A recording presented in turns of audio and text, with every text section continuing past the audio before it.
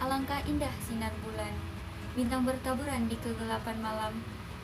Jika Anda tidak menjawab salam, jangan bilang Anda umat Islam. Assalamualaikum warahmatullahi wabarakatuh. Ada pepatah mengatakan, tak kenal maka tak sayang. Maka izinkanlah saya memperkenalkan diri. Perkenalkan, nama saya Amalia Galuh Dwi Pratiwi dengan NIM A1A1210141 kelas R003 dari Program Studi Pendidikan Ekonomi Fakultas Keguruan dan Ilmu Pendidikan. Alhamdulillahirabbil alamin. Assalatu wassalamu ala asrofil anbiya'i wal mursalin wa ala alihi wa sahbihi rasulillahi ajma'in, amma ba'du. Yang pertama-tama marilah kita panjatkan puji syukur kepada Allah Subhanahu wa taala karena berkatnya lah kita dapat diberikan kesehatan, kebahagiaan, umur yang panjang. Dan tak lupa pula, marilah kita haturkan kepada junjungan Nabi besar kita, Nabi Muhammad SAW, yang telah membawa kita dari zaman jahiliyah menuju zaman terang benderang seperti yang kita rasakan pada saat ini. Yang saya hormati Bapak Supian Ramli SAG MAG selaku dosen pengampu mata kuliah Agama Islam. Baiklah, di sini saya tidak akan memperpanjang mukadimah.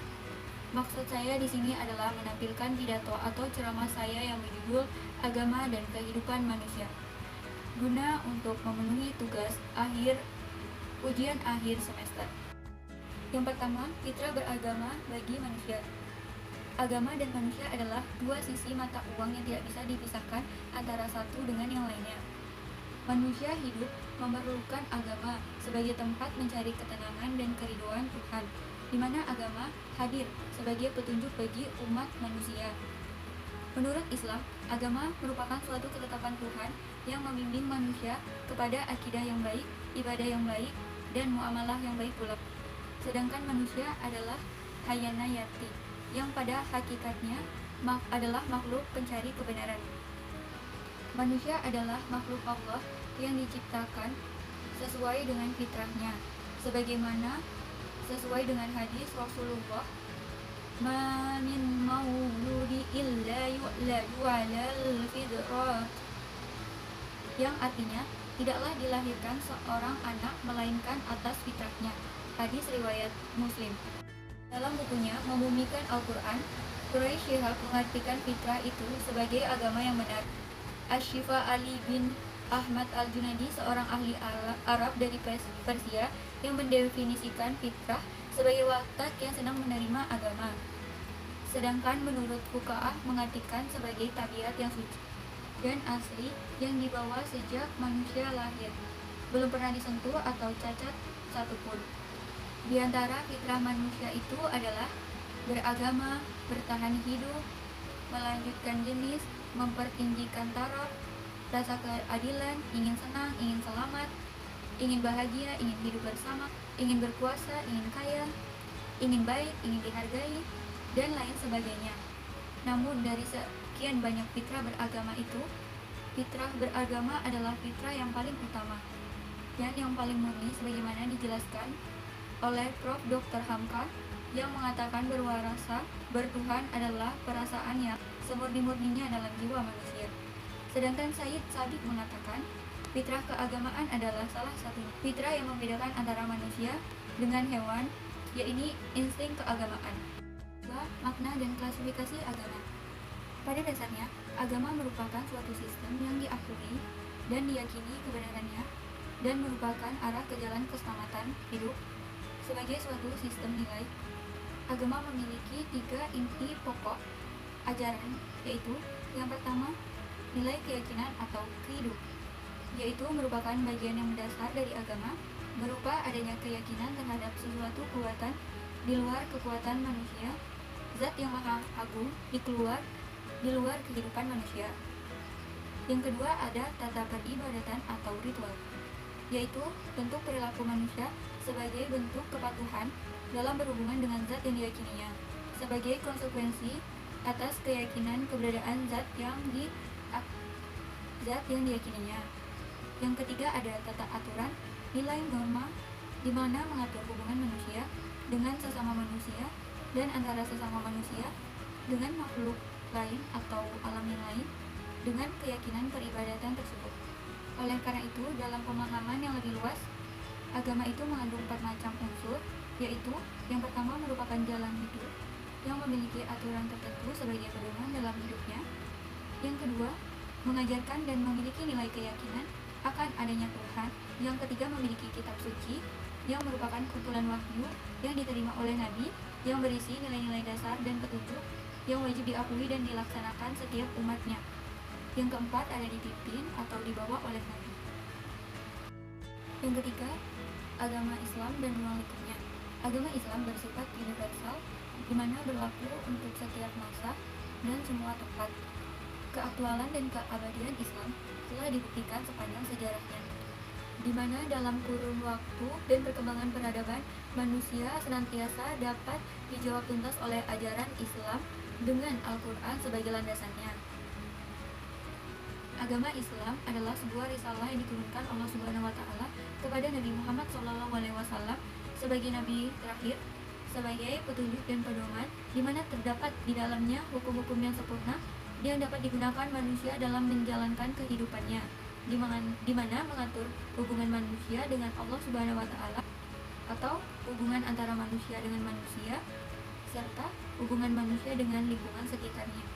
Karena itu, agama Islam memiliki 3 komponen pokok yang terstruktur yang tidak dapat dipisahkan satu dengan yang lainnya. Yang pertama, akidah atau iman. Yang kedua, syariat atau ibadah. Yang ketiga, akhlak atau muamalat. Yang keempat, tanggung jawab manusia dalam Islam. Nah, tanggung jawab manusia dalam Islam ini terdapat dalam surat Al-Kahfi surah ke-18 ayat ke-110, di mana terdapat kata-kata, apabila seseorang ingin berjumpa kepada Allah Subhanahu wa Ta'ala, maka hendaklah kita melakukan amalan soleh dan jangan pernah mempersekutukan Allah dalam beribadah kepada Allah. Yang pertama, tanggung jawab manusia sebagai hamba Allah. Bentuk realisasi tanggung jawab manusia kepada Allah yaitu dengan taat dan patuh terhadap aturan yang telah ditetapkan, melaksanakan semua perintahnya, dan menjauhi segala yang dilarangnya, berusaha menjauhkan diri yang membuat kita jauh dari Allah. Apabila tanggung jawab tersebut diremehkan atau direndahkan, nantinya pada saat hari kiamat akan dipertanggungjawabkan di hadapan Allah Subhanahu wa Ta'ala. Yang kedua, ada tanggung jawab manusia sebagai khalifah Allah. Khalifah berarti wakil atau pegat yang memegang kekuasaan. Tugas hidup yang dipikul manusia di bumi adalah tugas kekhalifahan, yaitu tugas kepemimpinan, di mana manusia diharapkan dapat mengelola, memelihara alam, dan memegang mandat Tuhan untuk mewujudkan kemakmuran di muka bumi ini.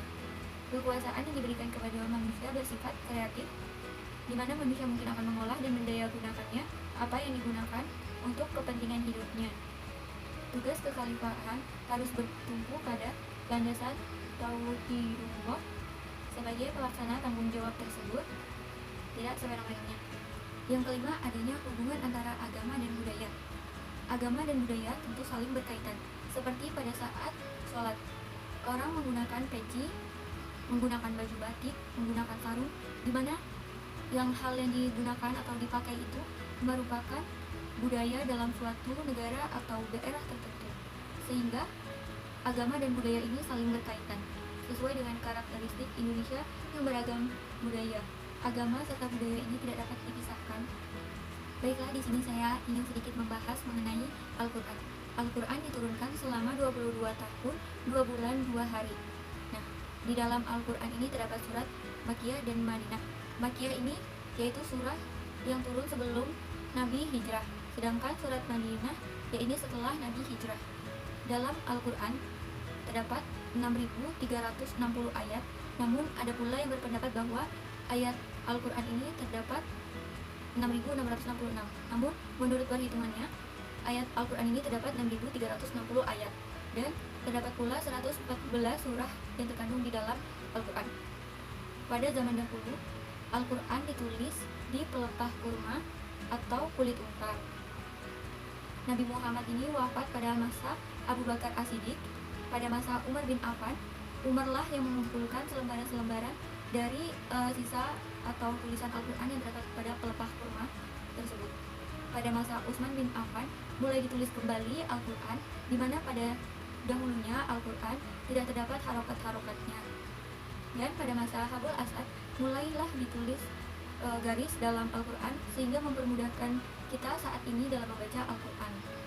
Di dalam Al-Quran ini berisi akidah, syariah, janji, dan ancaman, serta sejarah atau kisah umat terdahulu. Selanjutnya ada hadis. Hadis terdiri dari 3. Yang pertama langsung dari ucapan Nabi Shallallahu Alaihi Wasallam. Yang kedua ada dari perbuatan Nabi. Yang ketiga ada dari pengakuan Nabi, di mana pada saat Nabi diam saja menandakan bahwa Nabi Muhammad setuju. Terdapat pula ijma, yaitu kesepakatan para ulama.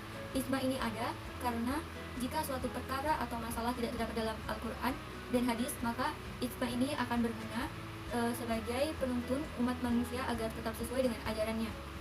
Terdapat pula kias. Kias ini ada kias ana, yaitu kias minimal, di mana kita mengatakan kata A saja kepada orang tua, ini sudah berdosa. Nah, ada pula kias muamalat atau kias maksimal, atau kias yang adalah suatu perbuatan yang sudah tidak sesuatu hal yang besar, di mana kita melakukan hal kias kecil saja sudah berdosa, apalagi kias yang besar.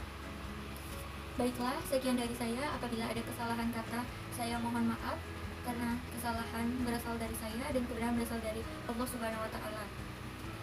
Terima kasih atas segala perhatiannya. Sina nih pergi ke Sragen, perginya sama Popeye. See you again and say goodbye. Wassalamualaikum warahmatullahi wabarakatuh.